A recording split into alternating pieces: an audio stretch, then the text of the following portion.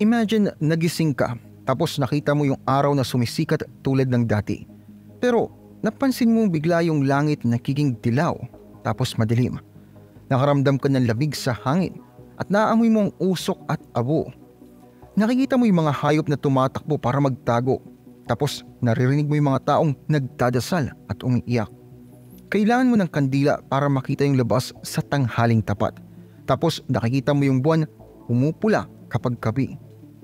Hindi to eksena ng horror movie o dystopian novel. Nangyari to noong May 19, 1780 sa New England at mga bahagi ng Eastern Canada. Kilala ito bilang Dark Day at nananatili itong isa sa pinakamisteryosong pangyayari sa kasaysayan ng Amerika. Ano nga ba ang nangyari noong Dark Day? Papaano ito nakita at anong sabi nila? Anong proof ang meron tayo sa mga nangyari? Yan yung mga tanong na sasagutin natin dito. Dito mo makikita kung ano ang reaksyon ng mga tao noong Dark Day depende sa relihiyon nila. Malalaman mo din kung ano ang sinasabi ng mga scientists tungkol sa Dark Day na baka solar eclipse, thunderstorm, volcanic eruption, sunog, weird na pangyayari sa kalangitan, bundok na tumatakip sa araw o meteorite impact. Sa dulo, malalaman mo kung ano talaga ang nangyari noong Dark Day. Malalaman mo rin kung papaano pinatunayan ng mga historical documents, astronomical data, tree trunks analysis at computer models ang theory na ito. Ang Dark Day ay hindi lang nakakatakot para sa mga nakaranas nito, pero naging interesting na topic para sa mga historian at scientists na nag-aral nito ng ilang taon. Ang Dark Day ay nag-inspire din ng maraming literature at artworks na nag-i-express ng meaning at significance nito. Ang Dark Day ay pwedeng maging paalala sa hina ng tao at ang importansya ng pag-aalaga sa kalikasan. Sa panonood mo sa video ito, magkakaroon ka ng deeper understanding sa amazing event na ito at ang long-term impact nito sa kultura ng Amerika.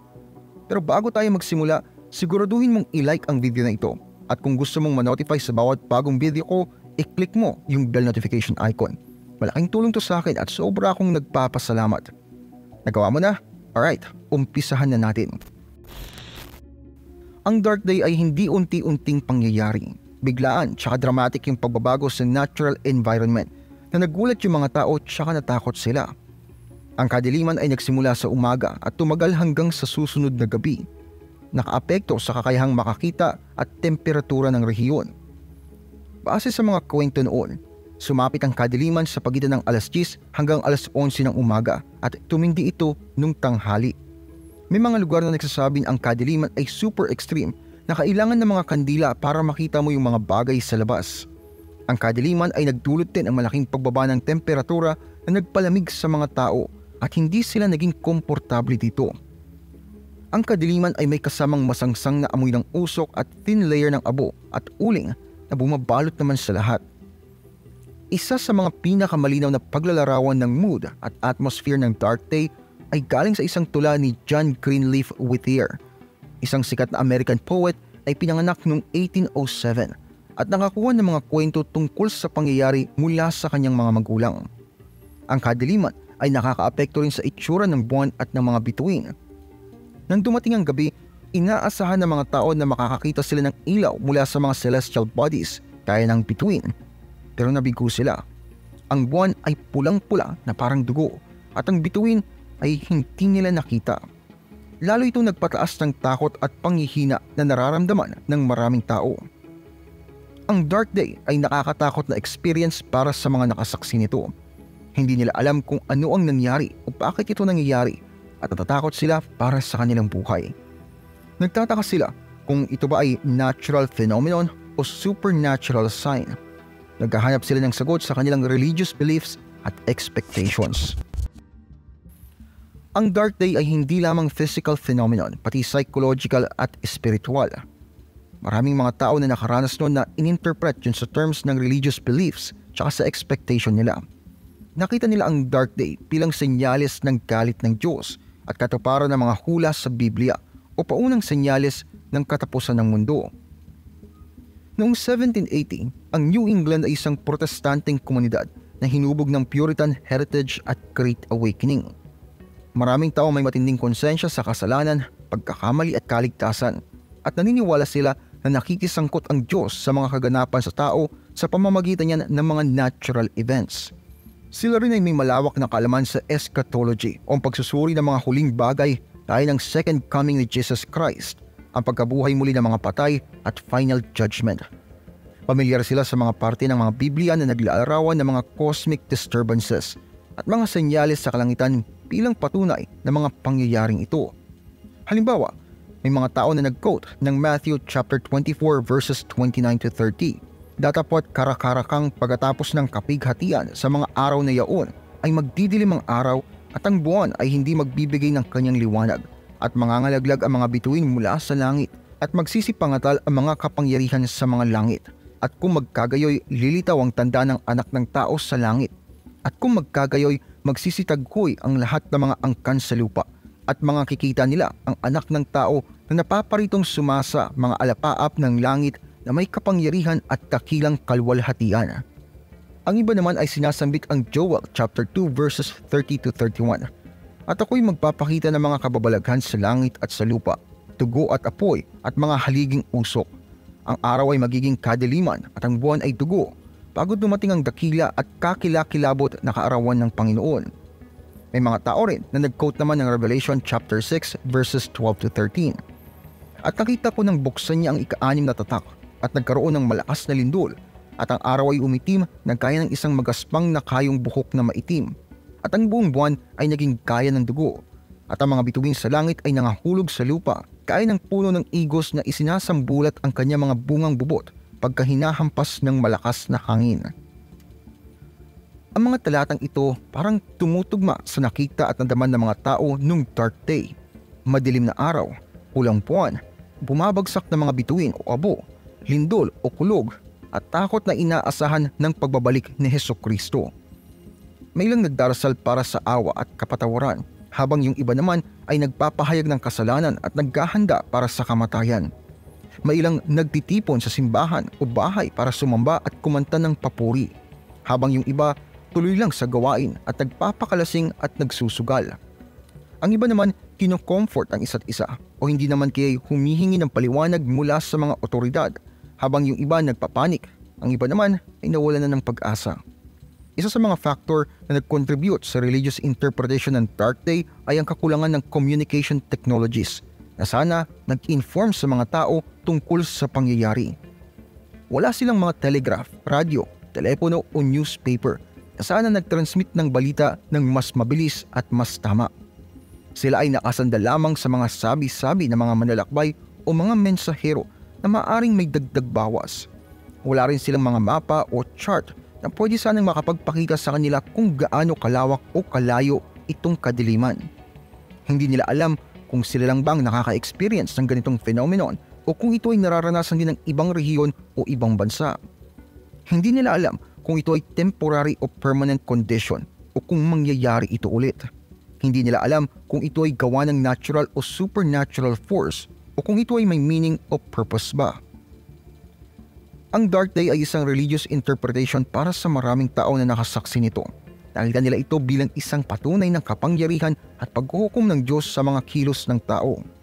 Hinanap nila ang mga sagot sa kanilang mga banal na kasulatan at tradisyon na nagbibigay sa kanila ng pag-asa o ng takot. Nag-react sila sa iba't ibang paraan na nagpapakita ng kanilang pananampalataya o pagdududa. Ang Dark Day hindi lang religious interpretation bagkus scientific investigation rin yan. Maraming mga tao na nakaranas noon na sinubukan maghanap ng natural causes tsaka explanations para dito. Nag-observe tsaka nag-record din sila ng iba't ibang features tsaka epekto ng pangyayari. Sa paglipas ng taon, nagmungkahi ang mga siyentipiko at sinubok ang iba't ibang teorya para maipaliwanag ang Dark Day, tulad nga ng solar eclipse, thunderstorm, volcanic eruption, sunog, unique atmospheric phenomenon, bundok na humaharang sa sikat ng araw o meteorite impact. Isa sa mga unang teorya na pinag-aralan ng mga tao ay ang solar eclipse. Ang solar eclipse ay nagaganap kapag ang buwan ay dumadaan sa pagitan ng Earth at ng araw na humaharang sa ilan o lahat ng sikat ng araw. Pero pinaliwala agad ang teorya na ito kasi walang record ng solar eclipse noong May 19, 1780 at kahit na meron man, ito ay magtatagal lamang ng ilang minuto, hindi isang buong araw. Dagdag pa rito, ang solar eclipse ay hindi makakaapekto sa ganitong kalawak na lugar o makakabuo ng ganitong kadilim at kaalikabok na paligid. Ang pangalawang teorya ay ang thunderstorm. Ang thunderstorm ay malakas at marahas na pagbabago sa atmosphere na nagpuproduce ng kidlat, kulog, ulan, yelo at minsan pa nga ay tornadoes. Pero rejected din ang theory na ito dahil walang ebidensya ng anumang precipitation o malakas na hangin sa panahon ng dark day. Bukod pa rito, hindi rin magtatagal ang thunderstorm o sasakop sa ganitong kalawak na rehiyon o lilikha ng pulang buwan at dilaw na langit. Ang ikatlong teorya na pinag-uusapan ay ang pagputok ng bulkan. Ang pagputok ng bulkan ay isang matinding pangyayari na naglalabas ng lava, abo, gas at bato mula sa Earth's crust. Pero hindi rin ito kapani-paniwala dahil walang record ng anumang aktibidad ng bulkan noong 1780 na pwedeng maka-impluwensya sa New England o sa silangang Canada. Kahit na mayroon man, dapat itong napakalaki at napakalakas na pagputok para makagawa ng sapat na abo at usok na makakaharang sa araw. Bukod pa dito, ang pagputok ng bulkan ay hindi magdudulot ng mausok na amoy o manipis na abo sa lupa. Ang ikaapat na teorya ay ang sunog. Ang sunog ay isang mabilis na pagkasunog ng mga materyales na naglalabas ng init, liwanag, usok at abo. Ang teorya na ito ay medyo mas realistic kaysa sa iba kasi may mga balita ng mga sunog sa iba't ibang lugar sa North America nung panahon na yun. Pero ang theory na ito ay hindi pa rin kumpleto kasi hindi nito ma-explain ang lahat ng mga feature at effect ng dark day. For example, paano magagawa ng isang sunog ang sobrang kapal at pare-pareho na dilim sa sobrang laki at layong area?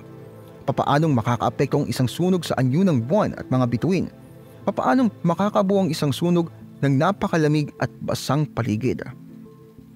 Ang ikalimang teorya naman ay ang atmospheric phenomenon. Ang atmospheric phenomenon ay namang pangyayari o kondisyon na nangyayari sa hangin o sa langit dahil sa natural o artificial causes. Vague tsaka general yung theory kasi pwedeng mag-include ng maraming possible explanations tulad nga ng dust storms, fog banks, cloud formations, air pollution, optical illusions at marami pang iba. Pero hindi rin satisfactory yung theory kasi hindi specific kung anong phenomenon yung nag-cause ng dark day. Tsaka paano gumagana at bakit nangyari sa particular na day na yun? Wala ding evidence o data para suportahan ng teoryang ito. Ang ika-6 na teorya ay isang bundok raw ang humarang sa liwanag ng araw. Ang isang bundok ay isang malaking natural na elevation ng surface ng Earth na mas mataas sa mga nakapalibot dito. Ang teoryang ito ay base sa isang observation ni Professor Samuel Williams ng Harvard College na napunan niya na noong dark day daw ay may nagsabi ng a narrow rim of light sa horizon, kung saan nakikita niya ang ilang mga bundok ng malinaw habang ang lahat ng iba ay madilim na.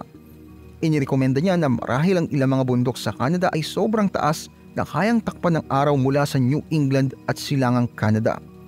Gayunpaman, ang teoryang ito hindi rin kapani-paniwala dahil kailangan ito ng isang napakataas at malawak na hanay ng mga bundok para harangan ang sobrang laki at sobrang layong lugar. Bukod pa rito, ang teoryang ito ay hindi rin maipapaliwanag kung bakit ang kadiliman ay tumagal ng matagal o kung bakit ito nakakaapekto sa ibang lugar kung saan wala namang mga bundok na nakikita. Ang ika-7 teorya ay tungkol naman sa meteorite impact. Ang meteorite ay isang solid na part ng debris na galing sa isang asteroid, comet o meteoroid na nakalusot naman sa pagdaan nito sa atmosphere at bumagsak sa Earth. Ang teoryang ito ay base sa isang report ng isang lalaking nagngangalang Abraham Davenport na nagsabing nakita niya ang isang blazing star na bumagsak mula sa langit nung umaga ng dark day. Iniisip niya na baka itong bituin ang dahilan ng kadiliman at ng pulang buwan. Pero doubtful din ang teoryang ito kasi wala namang proof ng meteorite impact tulad ng malakas na ingay, shockwave, crater o debris field. Bukod pa dito, hindi magpuproduce ang meteorite impact ng ganito kausok at kakapal na atmosphere o magtatagal ng ganito katagal at makakaapekto sa ganito kalawak na rehiyon. Halos lahat ng mga teoryang to ay binasura ng mga siyentipiko bilang hindi totoo at hindi sapat na paliwanag sa dark day. Hindi sila sumasang-ayon sa mga obserbasyon at record ng pangyayari o sa mga siyentipikong ebidensya at datos na available. Hindi nila nasasagot ang lahat ng mga aspeto at epekto ng pangyayari. Hindi nila binibigyan ng klaro at matibay na paliwanag kung ano ang nangyari at kung bakit ito nangyari. Ang Dark Day ay hindi lamang scientific investigation, kasama na dito ang isang eksplanasyon. Matapos tanggihan ng karamihan sa iba pang mga teorya, sumasang-ayon ng mga siyentipiko sa pinakamalamang na dahilan ng Dark Day ay isang kombinasyon ng usok mula sa mga sunog sa kagubatan at isang makapal na ulap na humaharang sa sikat ng araw. Ang dahilang ito ay sinusuportahan ng mga historical documents, astronomical data, tree trunks analysis at computer models. Isa sa mga main sources of evidence para sa cause na ito ay ang mga historical documents na nagsasabi ng mga apoy na umiinit sa iba't ibang dako sa North America noong mga panahon na yun. Halimbawa dito, isang sulat mula kay General William Tryon na ipinadala naman kay General Henry Clinton noong May 22, 1780 na nag-report na isang pangkat ng kalaban ang dumating sa Norwalk at sinilaban ang Fairfield at Norwalk. Isa pang liham mula kay General George Washington na ipinadala naman kay Colonel John Lawrence noong May 31, 1780 ang nagbabanggit na sinilaban ng kalaban ang New London at Croton. Ang mga sunog na ito ay bahagi ng mga pagsalakay ng mga Briton sa Connecticut sa panahon ng American Revolutionary War. Isa pang source ng proof para sa cause na ito ay ang astronomical data na nagpapakita naman ng posisyon at galaw ng araw at ng buwan noong May 19, 1780. Ayon sa mga data, sumikat ang araw ng 4:45 AM at lumubog ito ng 7:09 PM, habang sumikat ang buwan naman ng 2:10 AM at lumubog ng 1:35 PM. Ang buwan ay nasa kanyang last quarter phase, ibig sabihin na kalahati lang ang ilaw at hindi gaanong maliwanag. Ang araw at ang buwan ay parehong nasa constellation ng Taurus na malapit naman sa elliptic plane kung saan umiikot ang karamihan ng mga planeta, meaning walang importanteng alignment o conjunction ng mga celestial body na pwedeng mag-cause ng eclipse o gravitational disturbances. Ang third source ng evidence para sa cause na ito ay ang analysis sa mga puno na nagpapakita ng mga marka ng sunog mula pa noong 1780. Noong 2007, isang team ng mga academic mula sa University of Missouri sa Department of Forestry ang nag-aral sa mga hugis singsing ng puno mula sa mga red pine trees sa Algonquin Provincial Park sa Ontario sa Canada. Natuklasan nila na ang ilan sa mga puno ay may mga marka ng sunog na nagpapatunay na nakaligtas sila sa isang sunog noong 1780. Natuklasan din nila na ang sunog ay naganap noong May o June batay sa lokasyon at laki ng mga marka. Naniniwala sila na ang sunog na yon ay isa sa mga pinagmulan ng usok na nagdulot naman ng Dark Day. Ang ika-4 na source ng ebidensya ay ang mga computer model na ginaya kung papaanong nagawa ang usok at hamog ng Dark Day. Noong 2008, isang grupo ng mga researcher mula sa Harvard University ang gumamit ng isang 3D atmospheric chemistry transport model para gayahin naman ang mga kondisyon at effect ng Dark Day. Sinama nila mga data tungkol sa mga galaw ng hangin, level ng humidity, variation ng temperature at emission ng usok galing sa mga sunog sa gubat. Natuklasan nila na ang kanilang model ay kayang gayahin ang mga nakita at naranasang feature at impact ng Dark Day, tulad ng pagdilim ng langit, pagpula ng buwan, paglamig ng hangin at paglaglag ng abo at uling. Natuklasan din nila na ang kanilang model ay kayang ipaliwanag kung bakit may ibang lugar na mas madilim kaysa sa iba, depende sa layo at direksyon nila galing sa mga source ng sunog at sa kanilang exposure sa araw at sa hamog. Kinumpirma din nila na ang kombo ng usok at hamog ang pinakatotoong dahilan ng Dark Day. Yung hamog at usok ang explanation para sa maraming scientists na pinag-aralan ito sa paglipas ng panahon. Nakakita sila ng ebidensya para suportahan ang dahilang ito mula sa iba't ibang sources at methods. Ipinakita nila kung papaanong maaring maipaliwanag ng teorya ang lahat ng mga aspeto at epekto ng pangyayari. Nagbigay sila ng malinaw at magkakatugmang paliwanag para sa nangyari at kung bakit ito nangyari. Ang Dark Day ay nananatiling isa sa mga pinakamisteryosong pangyayari sa kasaysayan ng Amerika at isa sa mga pinaka-interesting na topic para sa mga historian at scientists. Ito ay nag-i-inspire din ng maraming literature at artworks na nagpapahayag ng kahulugan at kahalagahan nito. Ang Dark Day ay maaring magsilbing paalala sa kahinaan ng sibilisasyon ng tao at ang kahalagahan ng pangangalaga sa kapaligiran. Maraming salamat sa panonood ng video tungkol sa Dark Day ng 1780. Sana interesting tsaka informative to para sa iyo. Kung oo, paki-thumbs up naman tsaka share sa friends mo. At kung gusto pa ng mga videos tulad to, mag-subscribe ka sa channel ko at i-hit mo yung bell notification para ma-notify ka kapag may bagong upload. Gusto ko rin marinig ang opinion mo. Ano sa tingin mo nagdulot ng Dark Day? Paano ka magre-react kung makakaranas ka ng ganitong pangyayari? May iba ka bang alam na misteryosong pangyayari sa kasaysayan na gusto mong itapik dito? Pakilagay naman sa comment section sa baba at kita-kits tayo sa next video. Maraming salamat po sa inyong panonood. Kung mahilig kayo sa history, mystery, religion, urban legends at iba pa, paki-subscribe naman po ang isa kong channel, Ang Libro. May bagong videos po every week. Paki-like at paki-follow na rin po ang aking Facebook page. Muli, maraming salamat po. Maraming salamat lalo na sa mga solid supporter na sina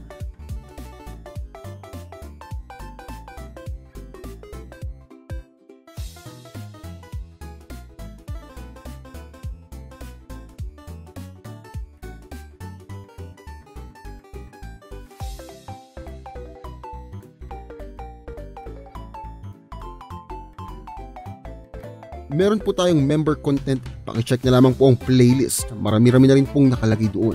Muli, maraming salamat po sa inyong patuloy na pagsuporta.